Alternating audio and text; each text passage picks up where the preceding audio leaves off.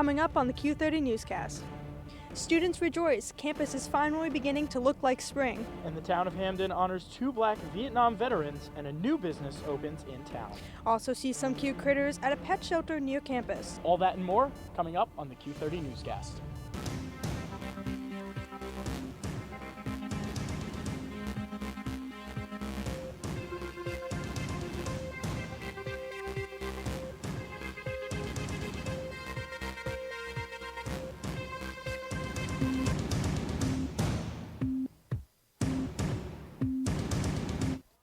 Good evening, Bobcats, and welcome to the Q30 Newscast. I'm Emily Katz. And I'm Jack Bergman. Contrary to last week's winter weather, the weather outside seems to have warmed up a lot. It certainly has, and I'm enjoying every bit of it. Temperatures have risen to the mid-50s this week, making it feel like spring might just be around the corner. Definitely. Q30's Miranda Patorti has the scoop on how students around campus think the weather is warming up. Spring has sprung here at Quinnipiac University, and students are ready to welcome in the warm weather. The past 4 days, the average temperature in Hamden was 41.82 degrees Fahrenheit. Although not that warm compared to the average last week of 28.7 degrees and single-digit lows, these temperatures feel drastically different. This has students thinking about what they want to take advantage of with higher temperatures. In the beginning of fall semester, I usually sit out by the fire pit, so I'm looking forward to doing that again. It was really fun, and I'm looking forward to not being cooped up in my dorm. Definitely to study outside. I hate studying inside, so to be outside on the quad, or eating food out over here when they put the tables back out. The colder weather makes it harder for students to get their day started, especially in the early morning. Probably I have really early classes in the morning, so I feel like when it's cold out, it's really hard to get out of bed. So getting up and not being miserable when walking to class probably. I think specifically just being able to go outside. I have a couple classes in the morning. I think my earliest class is 9 a.m. and the past couple days that I've been trying to walk to class, it's been miserable trying to walk in the cold. Some students are luckier than others with dorm buildings located closer to academic and student buildings. I'm lucky. I'm in Irma, so I walk from there to CCE. If I was walking from Mountain View to CCE, it just wouldn't work for me. I mean, we live literally the furthest dorm in Newville, so I feel like the walk anywhere is far, so I feel like just in general, walking around is going to be nicer. With melting snow and ice lining the campus, it's a sign of warmer days to come. While there's a likelihood the temperatures will drop again in the coming weeks, these past few days have been a preview for what's to come for the rest of the academic year. Reporting from the Quad for Q30 News, I'm Miranda Patorti. With Miranda's scoop on how this spring weather is treating Quinnipiac students, I'm curious to hear about the upcoming weather for the rest of the week. Luckily for us, we have the wonderful weatherman, Seb Lopes, to give us the 3-day forecast. Seb, what's on the docket for these next few days? Thanks, Jack and Emily. Looking at the 3-day forecast for this week, it's a trend down when it comes to the weather in terms of the highs. Today, we saw a high of 54 degrees. Tomorrow, it will be raining. Break out those umbrellas, but still put the winter coats away because it'll be a high of 49, and then Friday's a high of 47. Now, looking at the lows for all 3 days, it's a low of 35 today, so a little bit chilly at night. Might want a little windbreaker, but not a full coat. And then it's 36 for the low on Thursday and 36 on Friday. I'll be back in a little bit for the full 7-day weather forecast. Back to Jack and Emily at the desk. On Saturday, March 1st, Quinnipiac will host Money School. This event is designed to provide financial education to university students and members of the community. It discusses topics like spending, saving, and understanding debt. This event gives an equal opportunity for all to take charge of their financial future. It will run from 9 a.m. to 3 p.m. in the School of Business 111 on the Mount Carmel campus. This past Tuesday, Quinnipiac's IQ Career and Experiential Learning Lab set up a table in the Student Center to help students craft and refine elevator pitches ahead of the upcoming spring career fair. Students received personalized feedback to perfect clear and concise pitches for potential employers. On March 1st, from noon to 1 p.m., Quinnipiac's Best Buddies Club will be holding a Best Buddies Month celebration. Best Buddies is a nonprofit organization that is dedicated to building opportunities for people with intellectual and developmental disabilities. Students will be able to learn about this organization on campus. Last night at Hamden's Planning and Zoning Department meeting, a second public hearing was held for a potential land enhancement on Whitney Ave. Connor Core has the story. A public hearing was held last night in the Hamden Town Hall for this space right behind me, soon to be the Cooper House Square. Now this comes after a continuation from 2 weeks ago of the first public hearing after the Planning and Zoning Department in the town of Hamden wanted some provisions made to the initial site plans. The area around the historic Cooper House is currently unused and potentially getting a facelift around itself on just over 4.5 acre property. Built in 1790, the building would remain intact, but the area around it would change on Whitney Avenue. The proposed site plan shows that the 3 existing buildings would remain intact on the property. 2 of those buildings would receive an addition to accommodate for the retail business that would potentially be moving in. Around it would be 3 buildings that would hold 20 housing units with 4 garages for potential residents and customers. A big reason for the 2-week extension on the public hearing was because the Planning and Zoning Department were concerned about any emergency vehicles trying to enter the property, like fire trucks. SLR Consulting was a part of the presentation, and they said that the changes of last night's public hearing were made. Now, the plans are not in motion yet, but it is a step in the right direction. Now, we know that Whitney Avenue is one of the busiest town roads in all of Hamden, seeing almost 10,000 drivers a day. And that was one of the smaller concerns for the Planning and Zoning Department as well, as cars are trying to get in and out of this potential development. Reporting in Hamden for Q30 News, I'm Connor Core. On Monday, February 24th, the Communications Department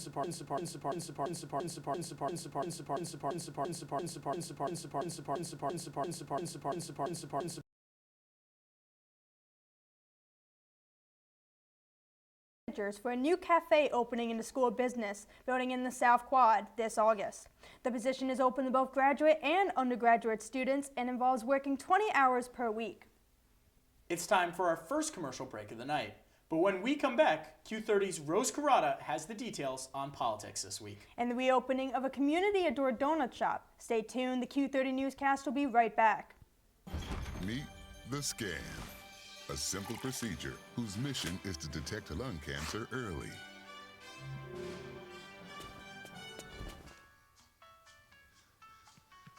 I'm here to save you. But I feel fine. That's great, but you may still be at high risk for lung cancer. Oh man, that's a new fence. If you smoke, early detection could save your life. Learn more at savedbythescan.org.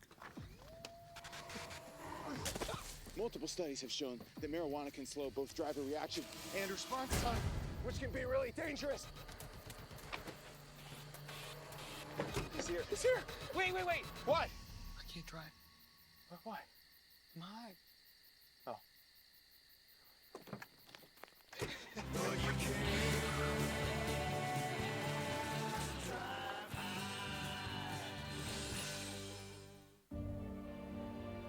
Have you ever helped a fellow veteran? Of course. Yes. Have you ever asked for help yourself? It's always tough, right? I always feel like I can solve my own problems, but eventually, you just can't deal with it on your own. And you start to question, maybe people would be better off without me. When you realize that you're not alone, once you take that first step, there's so much support. Welcome back to the Q30 Newscast. On February 27th, there will be another critical conversation. This conversation will include an inauguration reflection on the North Haven campus in the Center of Medicine, Nursing, and Health Science Auditorium. Students are invited to attend and reflect on the recent presidential inauguration. The Black Law Students Association will be holding a Soul Food Night event on February 28th from 6:30 p.m. to 9 p.m. in the Rocky Top Student Center. This event intends to commemorate Black excellence through food and fellowship. There is no sign-up required. The town of Hamden held an event honoring Black Vietnam veterans. Q30's Andrew Allison has the story. The town of Hamden held an event today to honor 2 Black Vietnam veterans from the town, and the event was held at noon at the Hamden Memorial Library and was hosted by the Hamden Veterans Committee. Many people spoke at the event, ranging from veterans' family members to members of the Veterans Committee. The honored veterans, Johnny E. Best and Reginald Jackson, also spoke about their time in Vietnam. The mayor of Hamden was also in attendance. Reginald had many roles in his time in Vietnam, including being in charge of casualty reporting and a door gunner for a rescue helicopter. Johnny, the other honored veteran, was a communications specialist where he used Morse code to send messages. Bill McMullen, the acting chair of the Veterans Committee, also spoke. Honor 2 recipients of the Hamden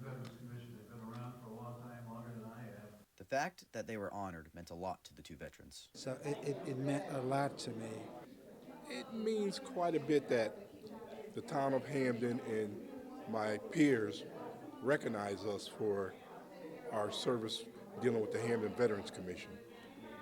And hopefully that we can help, even if we help one veteran a month, that's going to be a lot because that may save some veterans' life. Hamden's Veterans Office acts as a resource for Hamden veterans, and every Wednesday from 5:30 p.m. to 7 p.m., a Veterans Commissioner will be available to aid veterans. Reginald had a message for the younger generation. Freedom isn't free. Reporting from the Quad for Q30 News, I'm Andrew Allison. There's been a lot of uncertainty within our nation and our federal government. There has also been a lot of political movement these past weeks. Rose Carrata is here with more. Thanks, Jack and Emily. Last week, in the face of the Department of Government Efficiency, Elon Musk sent out an email to all federal employees. The subject line read, quote, "What did you do last week?" and prompted employees to list 5 examples of tasks they accomplished that week. Musk reinforced the initial email with a post on X that said, quote, "Failure to respond will be taken as a resignation." The public request was backed by President Donald Trump earlier that day. Many agencies, including the Justice Department, the FBI, and the State Department, advised their employees to ignore the demand. When asked, the Office of Personnel Management said nothing will be done with the information. Switching to foreign policy, Trump met with French President Emmanuel Macron on Monday to discuss the Russian-Ukrainian war. These efforts come at a very timely moment in the context of transatlantic communications, as Trump has been looking to quickly end the war in Ukraine whilst also transforming America's foreign policies. Macron advised Trump to be cautious in his plans to meet with the Russian President Vladimir Putin without the company of Ukrainian and European allies. Tensions continue to grow between the United States and Europe as the U.S. refused to blame Russia for the invasion of Ukraine on 3 different United Nations resolutions that look to end the war. Staying on President Trump, he exchanged words with the governor of Maine, Janet Mills, on Thursday over her refusal to comply with his executive order that forbids transgender athletes to participate in women's sports. Trump is threatening to deny Maine of federal funding if Mills continues to ignore his executive order. When asked if she would comply, Mills said, quote, "I'm going to comply with the state and federal law." Trump made claims that her career in politics would be threatened after their altercation. The day after, the Education Department's Office for Civil Rights announced that they were starting an investigation into Maine's Department of Education over the state's inclusion of transgender athletes. That's all I have for political news for this week. Back to you guys on desk.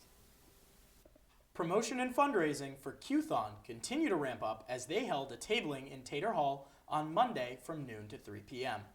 They held a pop-up shop in Student Center Room 119 to continue to fundraise prior to the major event. Quinnipiac's annual Q30 is approaching quickly and will take place on March 29th in the Recreation and Wellness Center. Q30 will host a dance marathon to raise funds for the Connecticut Children's Miracle Network Hospital. Q30 will live stream the entire event from noon to 6 p.m. Emily, Q30 is looking pretty sweet this year, but I also heard about another sweet treat location reopening. You're right, Q30's Ben Rickovicius has more on the reopening of Mighty Donuts and what's in store for residents. On Thursday, Mighty Donuts held their grand reopening at new location 1700 Dixwell Avenue. What separates Mighty Donuts from the rest? It's a little taste of home for owner Yerika Estrada. I grew up eating these donuts. I remember how good they were, and in here, I saw them at the Big E. And I saw how crazy people go about these donuts on the Big E. So, I don't know, it makes a click on my head. So I'm like, that would be a great business. And for Estrada, the most enjoyable part of owning the shop is bringing joy to customers. Seeing my people coming in and saying, like, this reminds me of Puerto Rico. This reminds me when I was with my parents, or like, because that's exactly how I feel, and that's exactly what I want. When people come to my shop. I miss my island a lot. The safety of those customers and her family was the biggest factor that went into moving locations.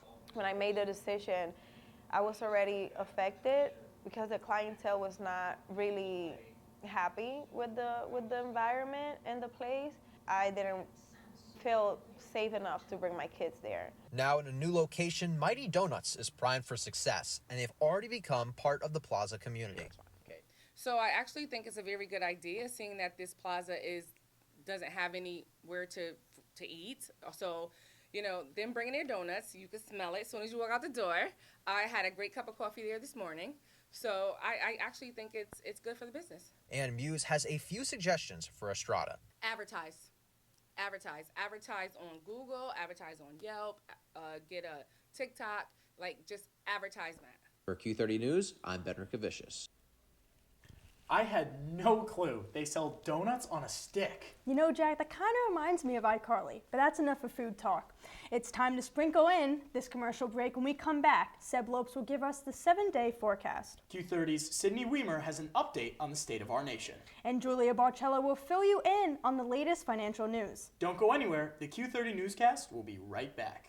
When I was in foster care, I never knew when I would have to move. So I always had my suitcase ready to go. Then one day, I was adopted. My new parents opened their hearts and home to me. My parents cook my favorite breakfast for me every morning. My parents take me on trips I never thought I would go on. They gave me a home and an even better reason to use that suitcase. My parents aren't perfect, but they're perfect for me. Can't believe you're doing this alone. I've done it before. I remember you threw your back out. How you holding up? Hand me that board. Nothing wrong with getting help. I'm good. I did it when Felicia left. I'll figure it out. I know you will, but you don't have to do it alone. That's all I'm saying. If I promise to look into it, will you drop it and help me build this fence? Now you need my help. It can be a real pain sometimes, you know that? Mm-hmm. If you or a veteran you know needs support, don't wait.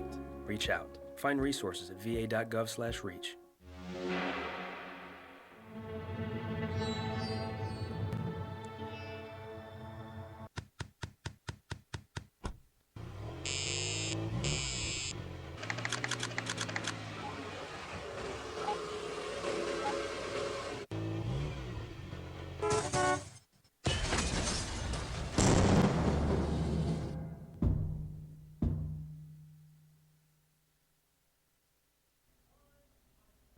Welcome back to the Q30 Newscast. I'm Jack Bergman, joined alongside Emily Katz.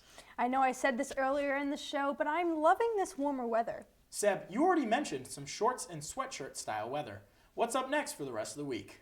Thanks, Jack and Emily. Looking at the 7-day forecast now, after I had mentioned the 3-day forecast being a trend downwards in terms of how it goes for the weather, it's a high of 54 on Saturday, so that's a whopping big difference. And then another difference is going down to the 34 degrees on Sunday, and it's a positive trend up in terms of the weather and the highs as it goes 34 to 37 to 47. So some big scales to go up once again. Put those winter jackets away for good. Now to the map of Connecticut, as we mentioned, Hamden will see a high of 49 degrees tomorrow with rain, and it's going to be raining in most parts of Connecticut. Up high in the north in Hartford, it's a high of 48 with rain. To the east in Norwich, it's a high of 49 with rain. Down all the way in the south, close to us in New Haven, it's a high of 51, so a little bit higher, also raining. The only places not raining are all the way up northwest in Torrington, where it's a high of 47, and down low in New London on the southeast, where it's a high of 48. Now back to the desk. There's plenty to discuss about the state of our nation. Sydney Weimer is in studio to give you all you need to know. Thanks, Emily and Jack. Recently, things have been pretty eventful around our nation, so let's get right into this week's update. Starting with tragic news from Pennsylvania. This past Saturday, a man armed with a gun broke into a hospital's intensive care unit, holding staff members hostage and killing a police officer. 49-year-old Diogenes Archangel Ortiz broke into UPMC Memorial Hospital after having been in the ICU earlier that week. Ortiz used zip ties to bind the hands of staff, further wounding a nurse, doctor, and custodian, leaving 2 officers in critical condition and fatally shooting Andrew Durate, a 3rd veteran officer. Ortiz was killed by remaining officers on scene, and while his motive for attack is still unclear, the tragedy follows ongoing patterns of gun violence in the United States. Sticking with serious events, there is an outbreak to be aware of in the Southwest, as the once eliminated measles virus has made a reoccurrence in the United States. State officials claim nearly 100 people between New Mexico and Texas have contracted the disease, primarily affecting children under the age of 17. Cases within these regions have grown over the past month, with the Texas Department of State Health Services saying, quote, additional cases are likely to occur in the outbreak area and the surrounding communities, end quote. With the United States declaring the disease eliminated over 2 decades ago, vaccination rates have dropped in previous years, causing the population to be increasingly susceptible. In response, the CDC claims measles can, quote, easily cross borders in populations with vaccination rates below 95%. Ending with nationwide job cuts from a major coffee corporation, Starbucks CEO Brian Niccol has just announced the company will lay off over 1,000 corporate workers. The cuts will not impact cafe workers, but are rather aimed to increase office efficiency, Niccol saying in a message to employees. Starbucks is, quote, simplifying our structure, removing layers and duplication, and creating smaller, more nimble teams, end quote. This move comes as part of Niccol's restructuring of the company's operations following 4 straight quarters of decline in same-store sales after becoming CEO last year.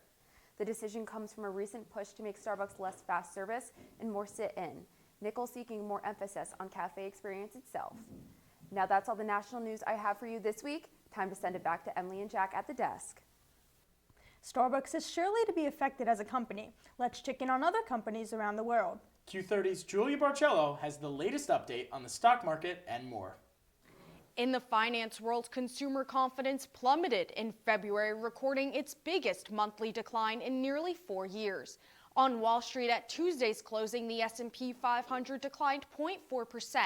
Tech-heavy NASDAQ finished at around 1.3%, being dragged down by shares of the Magnificent Seven players like Nvidia and Tesla. The Dow Jones reversed its earlier decline, ending the day in the green, up at about 0.4%. Now commuters in the Big Apple have been experiencing an increase in the cost of their commute. Congestion pricing has rung in $48.6 million in its first month. Last week, New York's Metropolitan Transportation Authority, the MTA, sued President Trump's administration for moving to take back the federal approval of Manhattan congestion pricing program. Bennett Gershman, a professor at Pace University's law school, said, quote, it may be something that the Supreme Court may want to look at because it is so novel and it's now being challenged, end quote. Now for a different type of Apple, following a meeting between Apple chief executive Tim Cook and President Trump, Apple is set to spend $500 billion and hire 20,000 people in the United States over the next 4 years, and to open a factory in Texas which would make machines that power the company's push to artificial intelligence. After the meeting, Mr. Trump said Apple would shift its production to the United States, saying, quote, they're going to build here instead because they don't want to pay tariffs, end quote. Now that's all I have from the financial world today. Back to you, Jack and Emily. Well, Emily, as you know, time is money. But unfortunately, there's not much time left here on the Q30 Newscast. After this commercial break, Meg Buckley has the latest news on the ice and the hardwood. And we'll hear about a few furry friends at an animal shelter in Brantford. Stick with us. We'll be right back after this commercial break. Owen, when you came into my life, it was a whirlwind. I just can't do it. We didn't know what the future would hold, but we knew you would always be a part of it. Adopting you was the best decision in our life. And I am so proud to call you my son.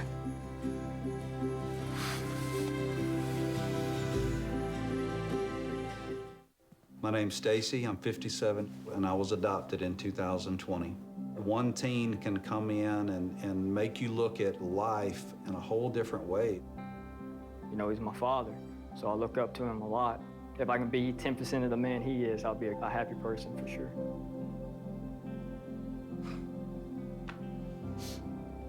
Learn about adopting a teen from foster care. You can't imagine the reward. Visit adoptuskids.org.